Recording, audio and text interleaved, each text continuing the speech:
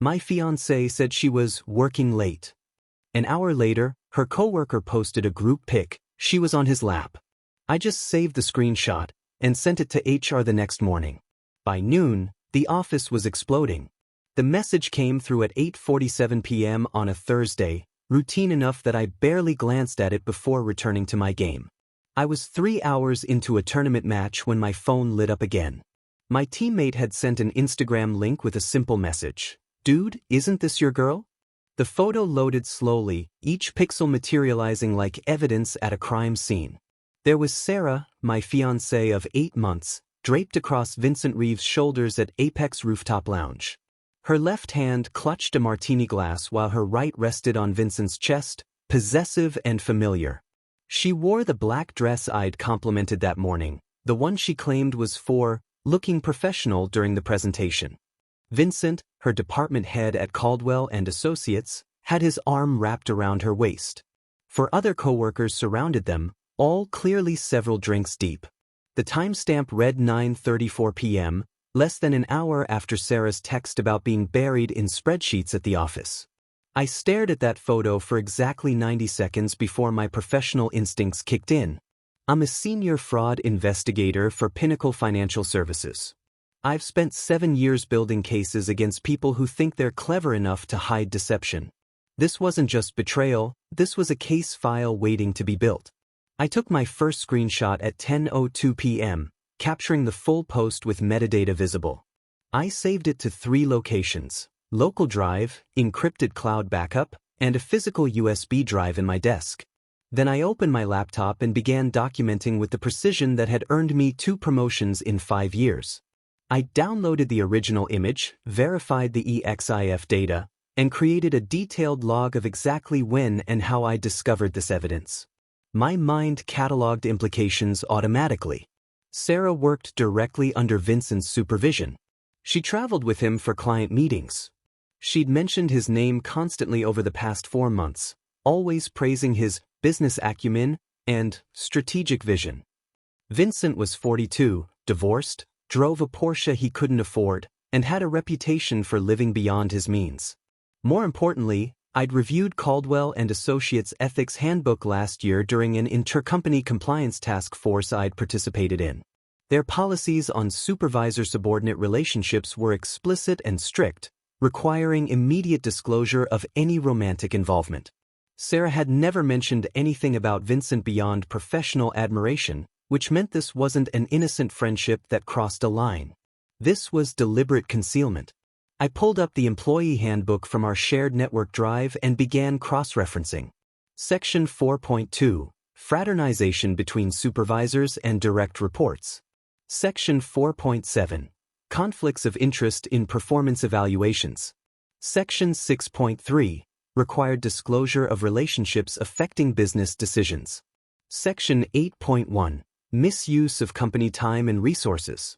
I created a spreadsheet documenting every potentially violated policy with exact clause numbers and excerpts. This wasn't anger, this was architecture. I investigate fraud for a living. I document misconduct. I build cases people can't escape with charm and explanations. The front door opened at 3:17 a.m. I'd positioned myself in bed an hour earlier, lights off, breathing steady, playing the trusting fiancé who'd fallen asleep waiting. Sarah moved through the townhouse with exaggerated care, each footstep soft and deliberate. Water ran in the bathroom for nearly 10 minutes, probably washing away expensive cologne and bar smoke. When she finally slipped into bed, the scent confirmed everything, something woody and masculine that wasn't my sandalwood aftershave. She tried covering it with her jasmine perfume, but the combination just made it obvious. I kept my eyes closed, breathing even, while Sarah settled with a contented sigh. My phone charged on the nightstand, still logged into that Instagram post, still preserving evidence.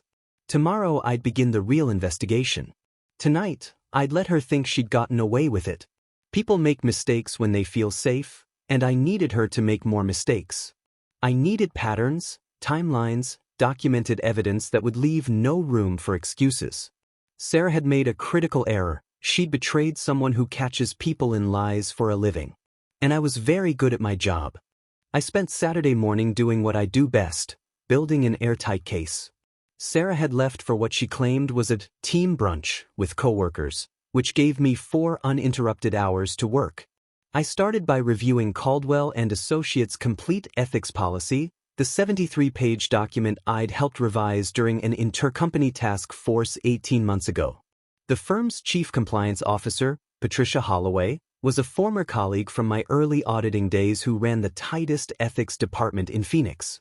She had a reputation for zero tolerance on policy violations and had personally terminated 3 senior partners for misconduct over the past 2 years.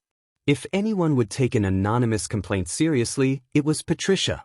I identified 6 distinct policy violations in that single Instagram photo. Section 4.2 prohibited romantic relationships between supervisors and direct reports without immediate disclosure to HR and mandatory reassignment to eliminate reporting conflicts. Section 4.7 forbade any relationship that could create actual or perceived conflicts of interest in performance evaluations, promotions, or compensation decisions. Section 6.3 required employees to disclose any relationship that might compromise professional judgment or create appearance of favoritism. Section 8.1 covered misuse of company time and resources, specifically noting that personal activities during claimed work hours constituted grounds for termination. Section 9.4 addressed expense reporting fraud, relevant because I suspected Vincent was billing personal entertainment as business expenses. Section 12.1 covered conduct unbecoming of fiduciary professionals, the catch-all clause that applied to CPAs whose behavior undermined public trust in the profession. I created a burner email account using a VPN and drafted my complaint with the precision of a legal brief. No emotional language, no personal grievances, just facts and policy citations.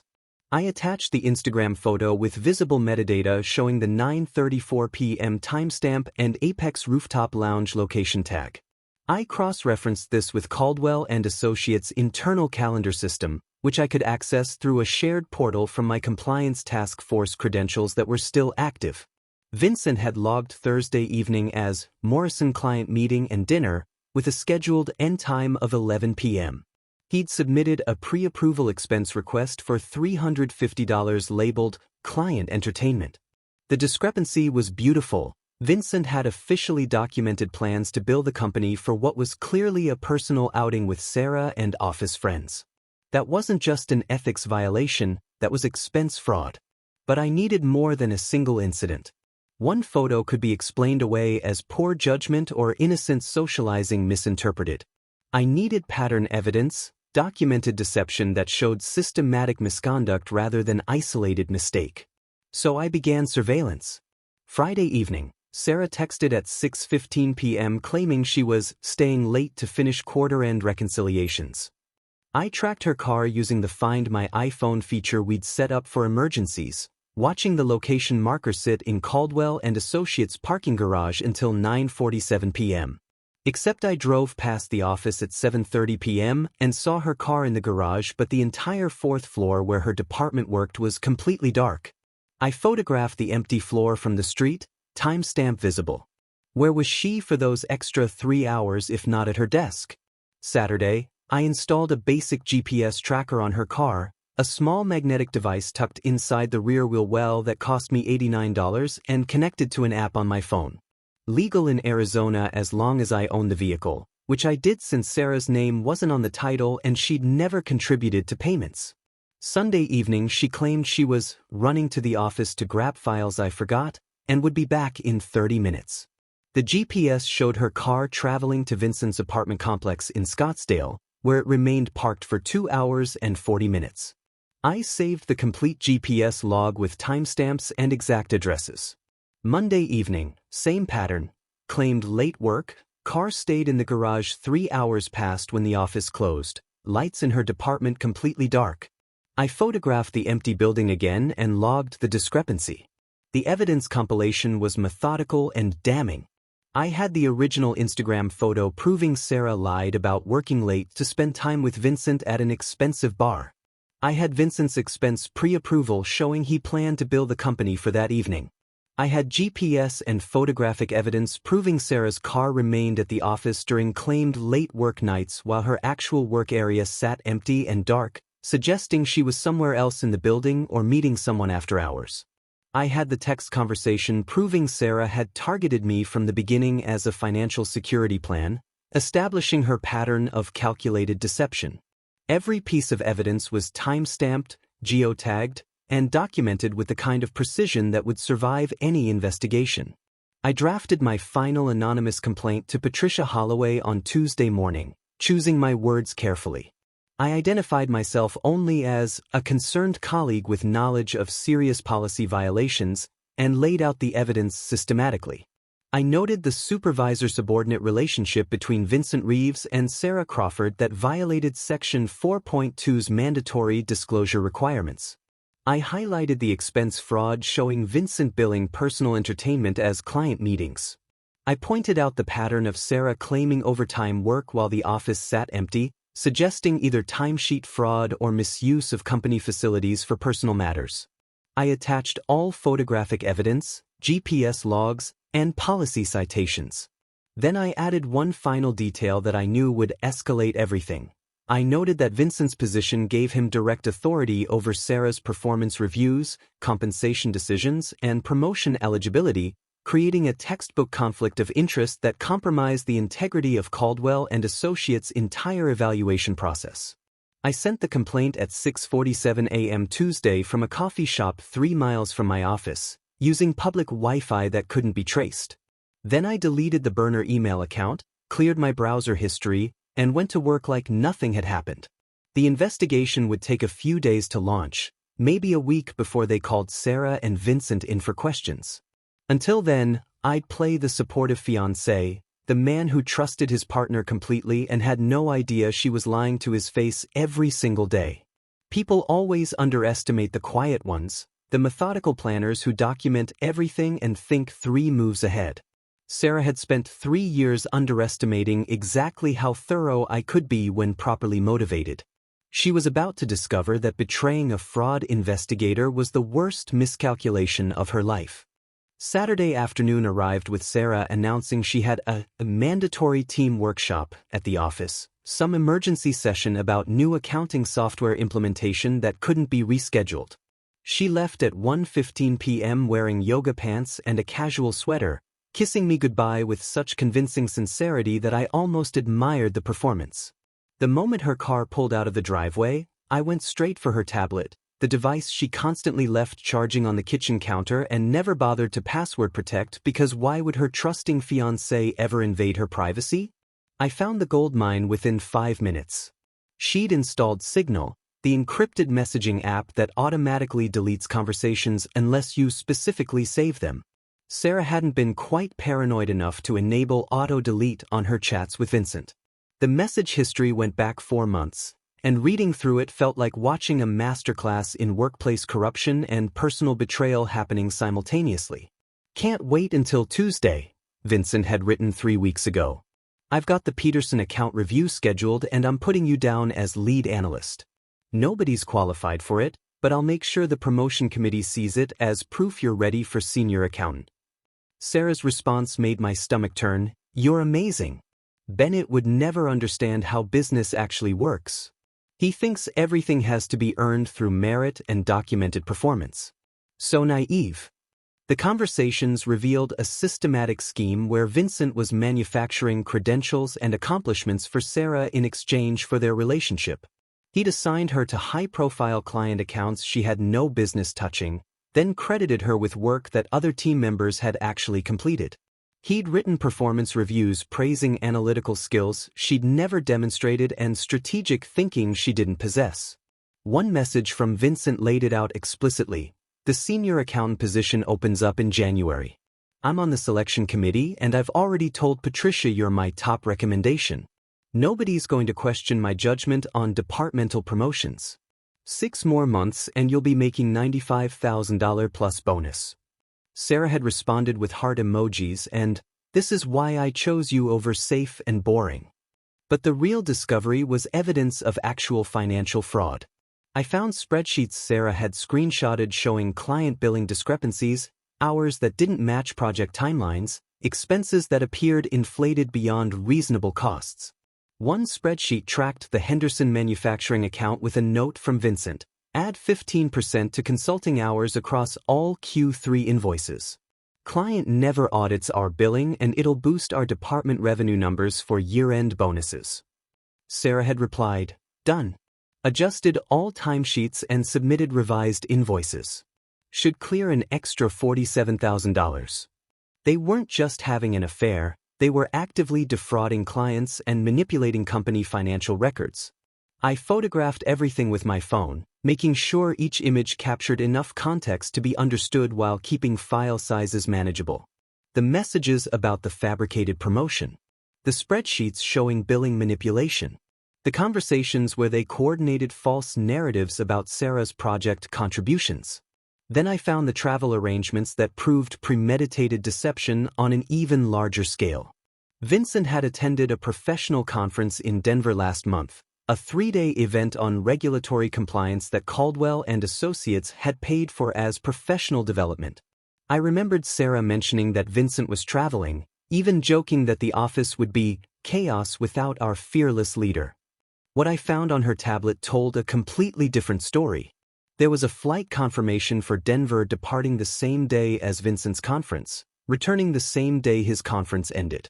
The ticket had been purchased on Vincent's corporate card under the name Sarah Hoffman, using a completely fabricated employee identity.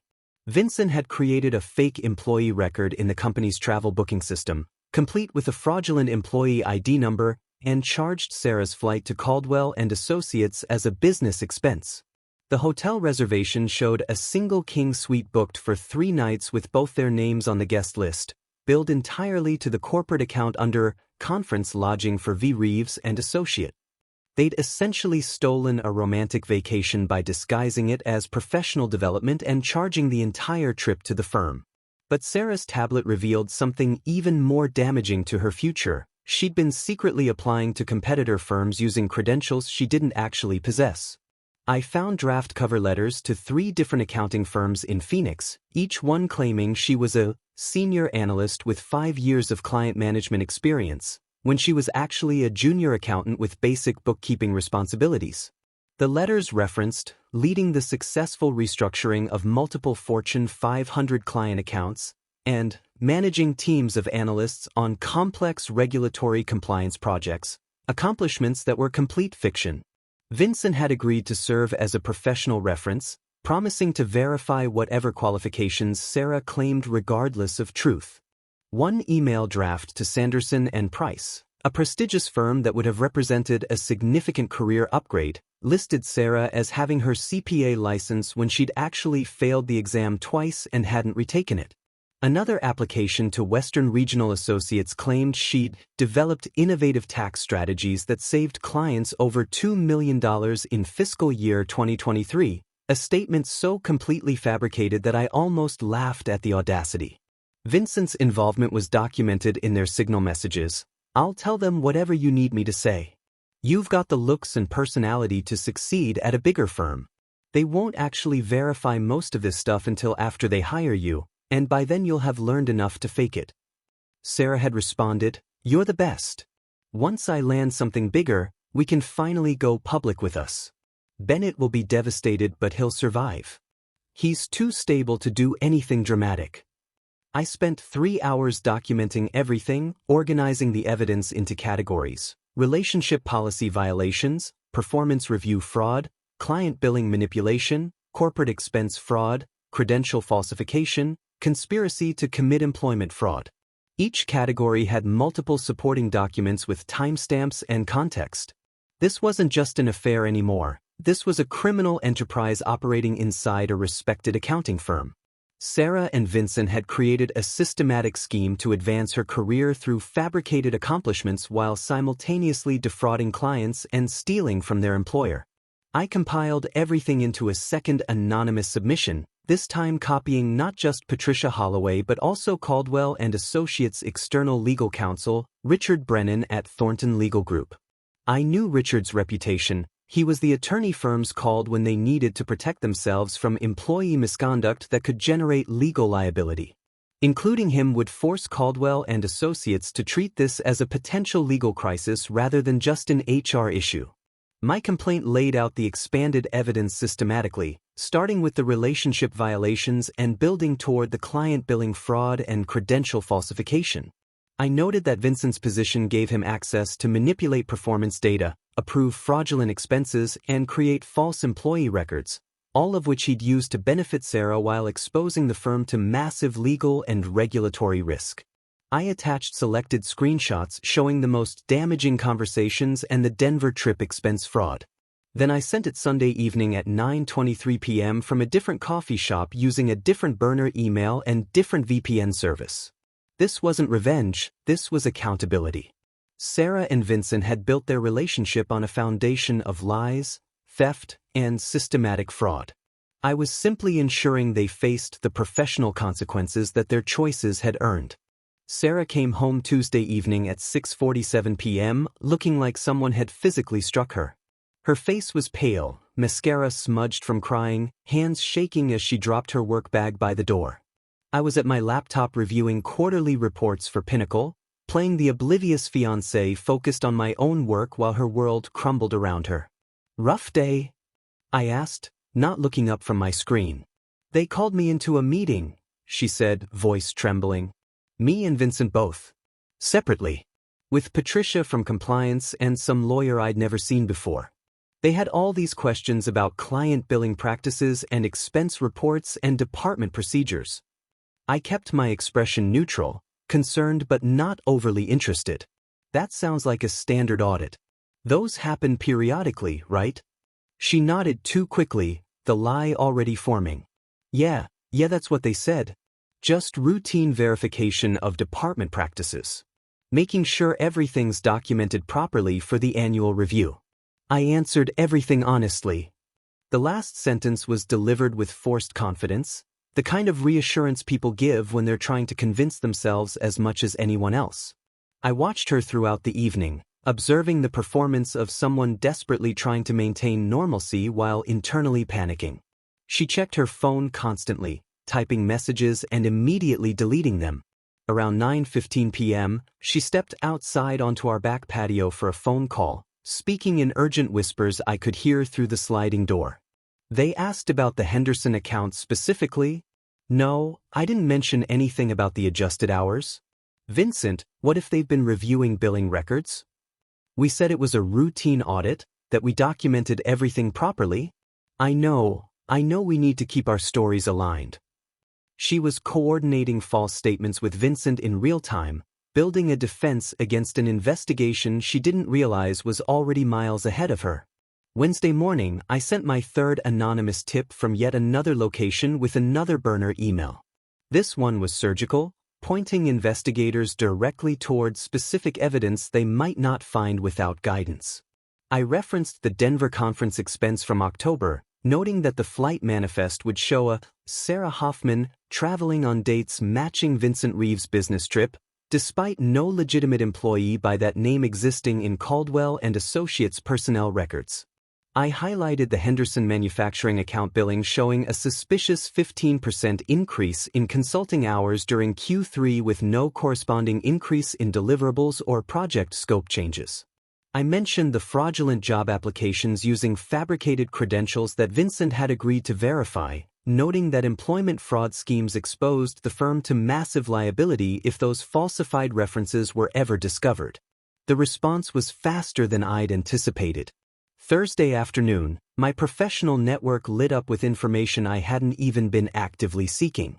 A former colleague from my compliance task force days sent me a message. "Hey, heard through the grapevine that Caldwell and Associates brought in external forensic accountants yesterday. Something big brewing in their operations department. Any idea what's going on?"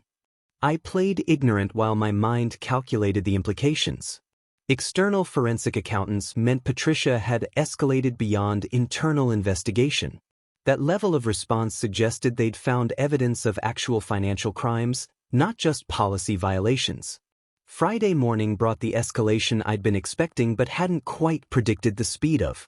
Sarah left for work at her normal 7:45 a.m., but by 9:30 a.m. she was calling me from her car, hysterical. They locked me out. My access badge doesn't work. My computer login is disabled. I tried calling Patricia and her assistant said she'd call me back but wouldn't say when. Bennett, what's happening? This isn't normal for a routine audit. I made my voice calm, reassuring, the supportive partner who believed in her innocence. Maybe it's a technical glitch? Or they're updating security protocols during the review. I'm sure it's nothing serious. But I knew exactly what was happening. Caldwell and Associates had frozen her access pending investigation findings, standard protocol when employee misconduct reached potential termination threshold. Vincent's access got frozen the same day. Information that came to me through careful monitoring of Caldwell and Associates' employee portal that my old credentials could still partially access. Both he and Sarah were listed as administrative leave pending review, corporate speak for suspended while we build a termination case. Sarah spent Friday afternoon making frantic encrypted calls to Vincent, their coordination dissolving into panic and blame. I could hear pieces through the bedroom door she'd closed for privacy. You said this was safe? You promised nobody audited those accounts? What do you mean the SEC might get involved? Vincent, I can't lose my CPA eligibility over this, I can't. That last part made me pause. I'd mentioned client billing irregularities in my complaint, but I hadn't fully considered that financial fraud at an accounting firm could trigger securities law violations if any of those clients were publicly traded companies. Henderson Manufacturing was publicly traded. If Vincent and Sarah had fraudulently inflated billing on a public company account, that was potentially securities fraud, a federal crime that carried actual prison time, not just job loss. The investigation had escalated beyond anything I'd originally anticipated, moved from HR issue to potential federal case. Saturday was the worst for Sarah. She stayed home, practically catatonic on the couch, staring at her phone and waiting for updates that never came. Vincent finally called her around 3 p.m., a conversation I could hear from my home office because she'd put him on speaker in her desperation for information. My attorney says we need to stop communicating entirely. The firm's already indicated they're considering referral to law enforcement. Sarah, they've got expense records, message logs, everything. Someone gave them specific information about accounts and dates. This wasn't random. I heard Sarah's breath catch. You think someone reported us? Vincent's response was heavy with resignation. I think someone built a case against us. This was too targeted, too detailed. They knew exactly where to look. I listened to them realize they'd been systematically exposed, watched Sarah's face process the implications. She suspected someone had reported them, but she'd never imagine it was me, the stable, trusting fiancé who barely paid attention to her work drama. I was too boring, too focused on my own career, too completely uninvolved in her professional life to have orchestrated this. Sunday evening, she asked me directly, "Do you think someone at my office is trying to sabotage me? Trying to make it look like I did something wrong?" I made my expression sympathetic, concerned on her behalf. I don't know the details, but if you've been doing everything properly, the investigation will prove that. Truth always comes out in these situations. The irony of that statement hung in the air, completely invisible to her. Truth was coming out, just not the truth she wanted revealed. By Monday morning, the company-wide email arrived at 9:47 a.m. Monday morning, marked urgent and sent to all Caldwell and Associates employees. Effective immediately, Vincent Reeves has been separated from the firm.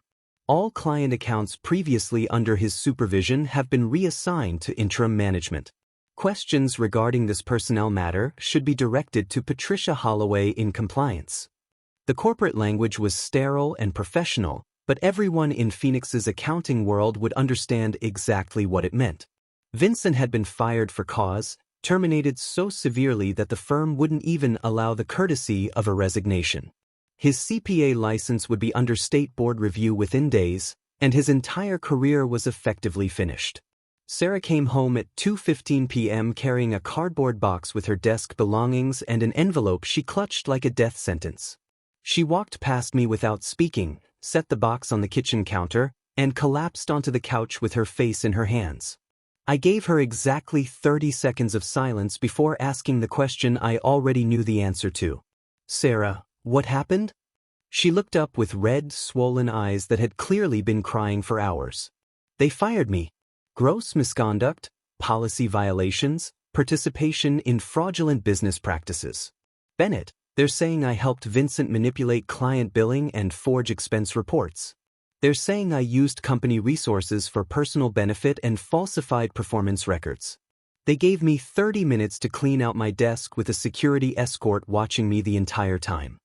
I walked to the coffee table and placed the printed Instagram photo between us, the one showing her draped across Vincent's lap at Apex Rooftop Lounge. Sarah stared at it like I'd conjured physical evidence of a crime she thought was hidden. Her mouth opened, closed, opened again. Where did you get that? Her voice was barely a whisper. Instagram. Posted 3 weeks ago by your coworker. The same night you told me you were working late on the Morrison presentation.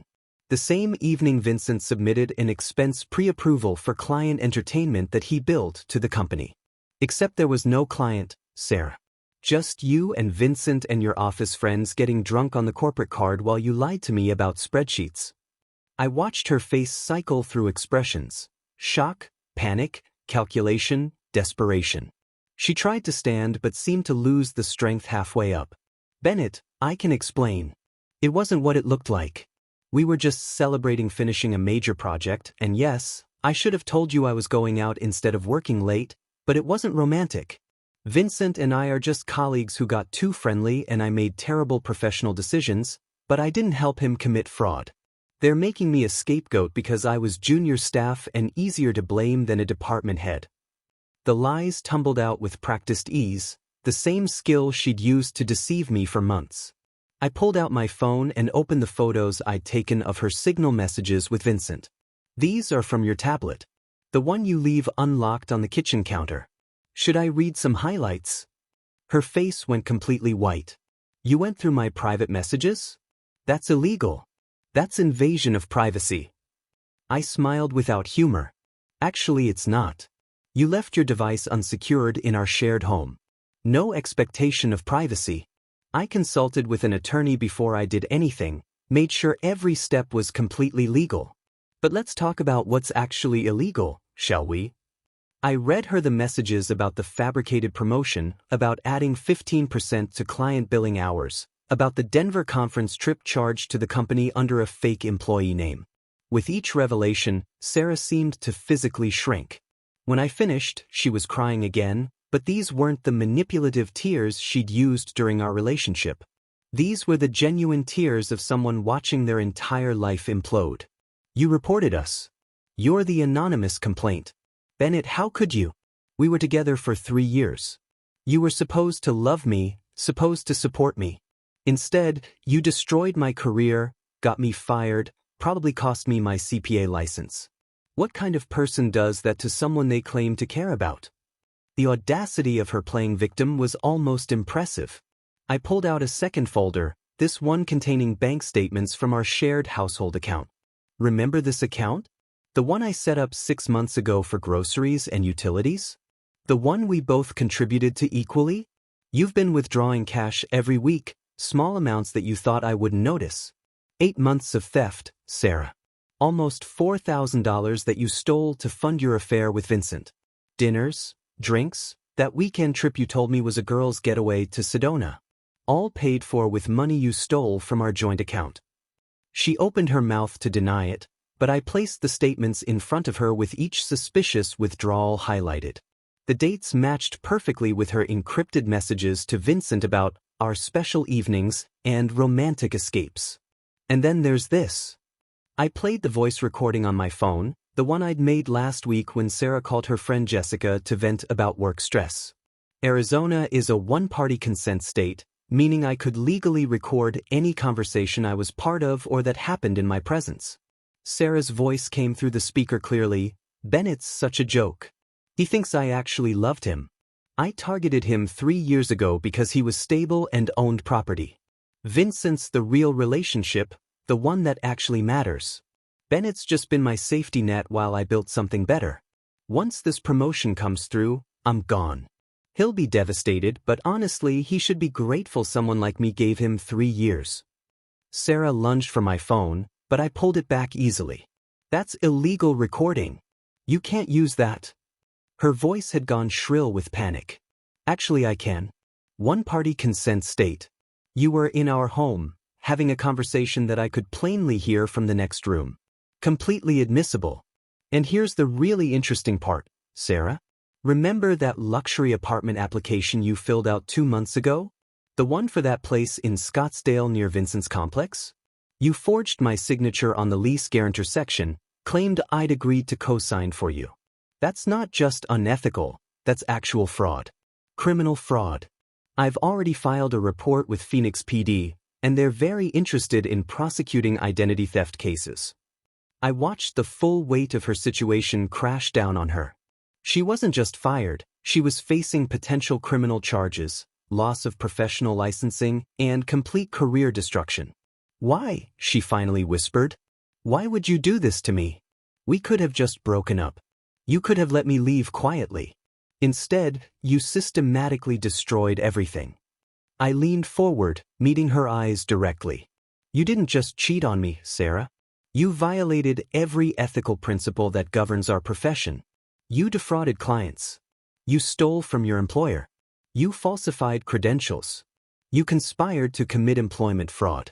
This wasn't about our relationship, this was about holding you accountable to the same professional standards you swore to uphold when you became a CPA. You failed that oath spectacularly. I stood up and gestured to the boxes I'd already packed with her belongings, neatly organized and labeled by category. I've arranged for a moving service to deliver these to your sister's apartment tomorrow at 10 a.m. I've changed the locks and removed your name from all household accounts. You have until 8 p.m. tonight to collect anything I missed. After that, you're trespassing. Sarah stared at the boxes, at the systematic way I'd erased her from my life, and something finally broke. I needed Vincent. I needed someone who understood ambition, who could help me become more than just another junior accountant grinding away at spreadsheets. You never understood that. You were content with your stable job and your mortgage-free townhouse and your boring, predictable life. I wanted more. Her voice carried a bitter edge, like I'd somehow failed her by not being the man she'd wanted me to be. Then you should have chosen him from the beginning, I said quietly. Instead of spending 3 years using me as your safety net while you built your career on fraud and lies. The difference between us, Sarah, is that I earned everything I have through actual work and legitimate credentials. You tried to cheat your way to success, and you got caught. That's not my fault. That's yours. She left at 7:43 p.m. with 2 suitcases and whatever dignity she had left, which wasn't much. I watched her car pull away and felt absolutely nothing, no satisfaction, no regret, just the calm certainty of someone who'd completed a necessary task. 2 months later, I learned through my professional network that Vincent had taken a plea deal with prosecutors. 5 years probation, $87,000 in restitution to defrauded clients, and permanent surrender of his CPA license. Sarah lost her license in a separate state board hearing, the evidence against her too overwhelming to contest. Last I heard, she was working retail at a mall, living with her sister, facing the reality that her entire professional future had been destroyed by her own choices. My reputation in the industry somehow improved. Word quietly spread that I'd been the whistleblower who exposed a major billing fraud scheme, someone whose ethics couldn't be compromised even by personal relationships. I got 2 job offers from firms that valued that kind of integrity. I didn't take revenge on Sarah, I simply held her accountable to the professional standards she'd violated, and she failed the audit spectacularly. 3 months after Sarah's termination, Patricia Holloway requested a confidential meeting at a coffee shop near my office. She slid a folder across the table with careful precision. The SEC investigation concluded last week.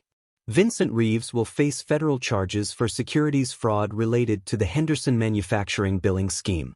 Because Henderson is publicly traded, the fraudulent billing constitutes material misrepresentation affecting their financial reporting. He's looking at potential prison time. She studied my face. The anonymous complaints that initiated our investigation were remarkably detailed, almost as if someone with forensic investigation experience had built the case. I kept my expression neutral. Sounds like whoever reported it understood the importance of thorough documentation. Patricia smiled slightly. Indeed. Vincent had been running the scheme for nearly 2 years, defrauding multiple clients for over $340,000 in fabricated billing. Sarah Crawford's involvement was extensive enough that she's facing potential criminal charges as well. I thought about Sarah working retail, living with her sister, watching her professional identity disintegrate. I felt only the quiet certainty of someone who'd completed a necessary audit. 5 months later, Sarah's sister Emily sent me a LinkedIn message. She took a plea deal last week. 2 years probation, community service, restitution payments she'll probably never finish. She lost everything, Bennett. Her career, her reputation, her future. One mistake destroyed her entire life. I read it twice, considering carefully. Emily was painting Sarah as a victim of disproportionate consequences. But Sarah hadn't made one mistake. She'd made hundreds of calculated decisions over months, each one a deliberate choice to lie, steal, and defraud. I replied simply, it wasn't one mistake. It was systematic fraud, credential falsification, and professional misconduct committed willingly and repeatedly. The consequences match the actions. I hope she uses this experience to become better. Emily responded with anger. You destroyed her out of spite.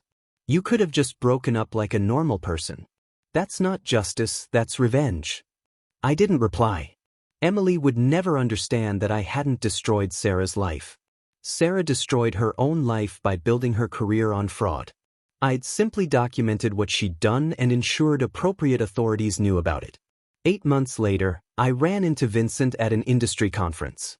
He was working at a strip mall tax service, expensive suit replaced with department store business casual.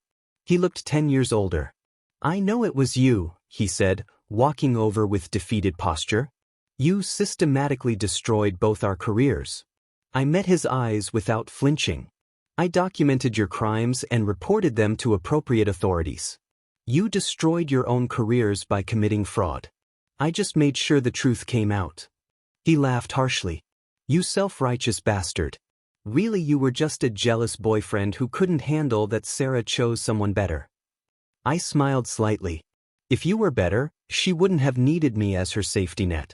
She called me her financial security plan while pursuing you for career advancement. That's not choosing better, that's hedging bets. And you weren't advancing her career through mentorship, you were manufacturing fake credentials and committing billing fraud. Vincent's face flushed. I lost everything because of you. My license, my career, my reputation. I'm 43 making $38,000 at a strip mall. That's what your choices cost you, I said quietly. You had a department head position at a respected firm. You chose to risk all that for an affair with your subordinate and a fraud scheme that netted maybe an extra $20,000 in bonuses. You made the worst cost-benefit analysis of your life.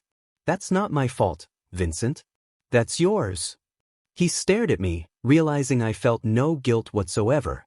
I hope destroying us was worth it.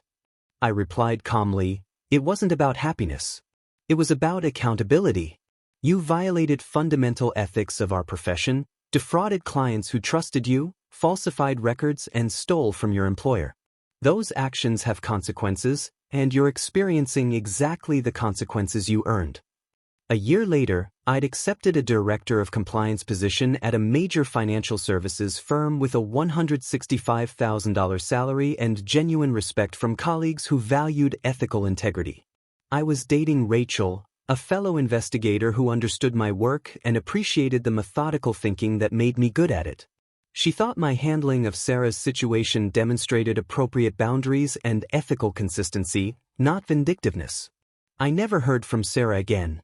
According to mutual acquaintances, she'd moved to a different state trying to escape her reputation, working administrative jobs that didn't require professional licensing. 2 years after reporting them, I gave a conference presentation about identifying billing fraud patterns in professional services firms. During Q&A, someone asked how I developed such refined investigation techniques. I thought about Sarah's Instagram photo, Vincent's expense fraud, the systematic way I documented their crimes and built an airtight case. Experience, I answered. And understanding that accountability isn't optional. When you see fraud, you report it. When you see misconduct, you document it. When you see people violating fundamental ethics of our profession, you hold them responsible regardless of personal relationships. That's not revenge, that's professional obligation. The audience applauded, and I realized what Sarah and Vincent intended as my humiliation had become the foundation for even greater professional credibility. They'd betrayed someone who took ethics seriously and learned the hard way that some principles can't be compromised at any price.